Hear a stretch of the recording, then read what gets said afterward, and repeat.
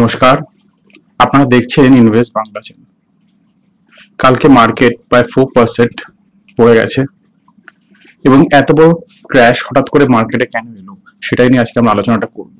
এবং এই সময় আপনারা যারা মিউচুয়াল ফান্ড ইনভেস্টর তাদের কি করা উচিত সেটা নিয়ে আজকে আমরা আলোচনাটা করব। মার্কেট কিন্তু এখন অল টাইম হাই চলছিল, হঠাৎ করে একটা বেশ বড় সড়ো কারেকশন কালকে মার্কেটে কিন্তু দেখা গেছে। কালকে এই কারেকশনের ফলে নিফটি প্রায় 270 পয়েন্ট পড়ে গেছে এবং যে আমাদের ব্যাংক নিফটি সেটাও প্রায় 355 পয়েন্টস ডাউন ছিল। হঠাৎ করে কেন যে ডাউন হলো সেটা বেশ বড়সড় একটা প্রশ্ন, কারণ মার্কেট কিন্তু এখন অল টাইম একটা হাই ছিল, কিন্তু হঠাৎ করে কালকে মার্কেটে এরকম একটা বড়সড় পতন দেখা গেছে। এবং এর মধ্যে যদি আমরা দেখি তাহলে সব থেকে বেশি যে লুজার যে শেয়ারস গুলো ছিল সেগুলো ছিল সব থেকে বেশি যেগুলো লুজ হয়েছে সেগুলো হয়েছে আপনার টাটা স্টিল। লার্জ ক্যাপের মধ্যে হয়েছে টাটা স্টিল, এটা কিন্তু প্রায় 5% পড়ে গেছে। তারপরে ছিল বিপিসিএল, যেটা কিনা প্রায় 4.5% ডাউন ছিল। জিন্দাল স্টিল 4.4%, হ্যাল 4.3%, গেল 3.9%, আর হিন্ডালকো যেটা পড়েছে 3.91%। টাটা পাওয়ারও যদি দেখুন তাহলে কালকে সেটাও কিন্তু 3.67% ডাউন ছিল। হঠাৎ করে এত ভালো চলতে চলতে এই শেয়ারস গুলোতে কেন এত কারেকশন এলো সেটা কিন্তু এক কথা মোটেই বলা যায় না। তবে সাধারণত দেখা গেছে যখন কোনো বাজেট আসে তখন বাজেট আসার আগে কিন্তু মার্কেট কিছুটা কারেকশন হয়, কারণ অনেক সময়তেই বাজেটে সেই রকম কিছু যদি ভালো কোনো সেক্টর যদি না পেয়ে থাকে তাহলে তাদের মধ্যে হয়তো কিছুটা সেলিং প্রেসার দেখা যেতে পারে, এবং এই সেলিং এর জন্যই এই স্বল্পকালীন যে কারেকশনস গুলো সেগুলো মার্কেটে কিন্তু হতে পারে। আপনারা যারা ইনভেস্টর, যারা কিনা লং টার্মের জন্য মার্কেটে ইনভেস্ট করেছেন, তাদের কিন্তু এই ইনভেস্টমেন্ট জার্নিতে সবসময় এরকম আপস এবং ডাউনস কিন্তু আপনারা দেখতে পাবেন। আমার ব্যক্তিগতভাবে মনে হয় যে মার্কেটে এই ধরনের যে কারেকশনস গুলো যখন আসে তখন সেগুলোকে নিয়ে খুব একটা বিচলিত হওয়ার কিন্তু প্রয়োজনীয়তা নেই, কারণ আপনার গোল যদি লং টার্ম মানে 10 বছর 12 বছর এরকম যদি হয়ে থাকে তাহলে এইরকম অনেক সময়তেই অনেক কারেকশনই কিন্তু আপনি দেখতে পাবেন।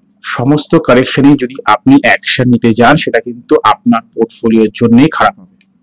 তা যারা মিউচুয়াল ফান্ড ইনভেস্টমেন্ট করেন সেই সময় মনে রাখবেন মার্কেট যখন কারেকশন হয় তখন যদি আপনার কাছে কিছু লামসাম থাকে তাহলে অবশ্যই কিন্তু মার্কেটে লামসাম ইনভেস্টমেন্ট করুন।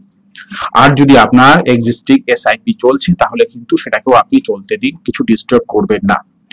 যতক্ষণ পর্যন্ত না মার্কেটে খুব ভয়াবহ কোনো স্থিতি হয় ততক্ষণ পর্যন্ত আপনাকে কিন্তু বিচলিত হওয়ার প্রয়োজন নেই।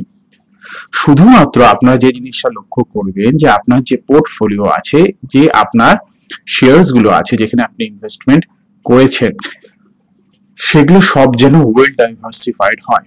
কোনো একটা সেক্টর বা কোনো একটা মিউচুয়াল ফান্ডে কিন্তু অহেতুক বেশি ঝুঁকি নেবেন না।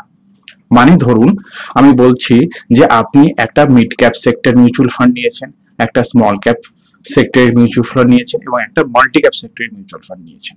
তিনটেই কিন্তু আপনি চাইবেন যেন আলাদা আলাদা যে ফান্ড হাউস গুলো থাকে সেগুলো থেকেই নেন, কারণ আপনি যদি একটাই ফান্ড হাউস থেকে তিনটেই ফান্ডে যদি একটাই মিউচুয়াল ফান্ড হাউসের হয়ে থাকে সেই ক্ষেত্রে সেই ফান্ড ম্যানেজ করার যে ফিলোসফি, তাদের যে স্ট্র্যাটেজি সেটা কিন্তু সবকটা সেই কোম্পানির সবকটা ফান্ডের মধ্যেই কিন্তু মোটামুটি ভাবে একই রকম থাকবে।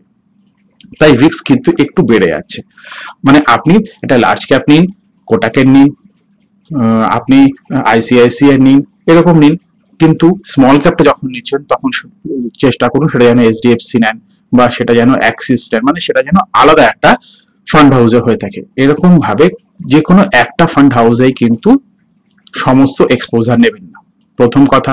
আর সেকেন্ড কথা হচ্ছে সমস্ত টাকায় কিন্তু একটা মাত্র সেক্টরে লাগাবেন না, মানে লার্জ ক্যাপ সেক্টরের মিউচুয়াল ফান্ডে কিন্তু সবগুলো আপনি লাগাবেন না। কিছু আপনি লার্জ ক্যাপে লাগান, কিছু আপনি মিড ক্যাপে লাগান এবং কিছু আপনি স্মল ক্যাপ সেক্টরেও কিন্তু লাগান। এরকম বিভিন্ন বিভিন্ন সেক্টর কিন্তু অবশ্যই লাগান।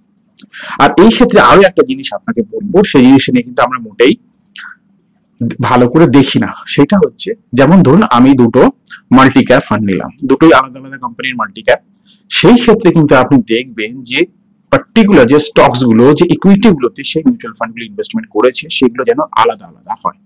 এমন যেন হলো না যে দুটোতেই কিন্তু একদম একই রকমের স্টকস গুলো আছে। তাহলে কি আপনার ডাইভার্সিফিকেশন হচ্ছে? মোটেই কিন্তু হচ্ছে না। আপনার আপনার দুটো আলাদা আলাদা ফান্ড হলেও কিন্তু কোনো রকম ডাইভার্সিফিকেশনে কিন্তু আপনি পাচ্ছেন না। তাই চেষ্টা করবেন যখন আপনি দুটো কোনো স্মল ক্যাপ মিউচুয়াল ফান্ডও যখন চুজ করবেন, তখন সেই দুটো যে পার্টিকুলার ইকুইটি আছে, যে পার্টিকুলার শেয়ার্স গুলো আছে যেগুলোতে সেই মিউচুয়াল ফান্ড কোম্পানি ইনভেস্টমেন্ট করেছে, সেটা যেন ডিফারেন্ট থাকে, সেটা যেন ডাইভার্সিফাইডও হয়। এটা কিন্তু অবশ্যই মনে রাখবেন। আপনি যদি লং টার্মের জন্য মার্কেট ইনভেস্টমেন্ট করে থাকেন তাহলে কিন্তু প্যানিক করা আপনার মোটেই চলবে না।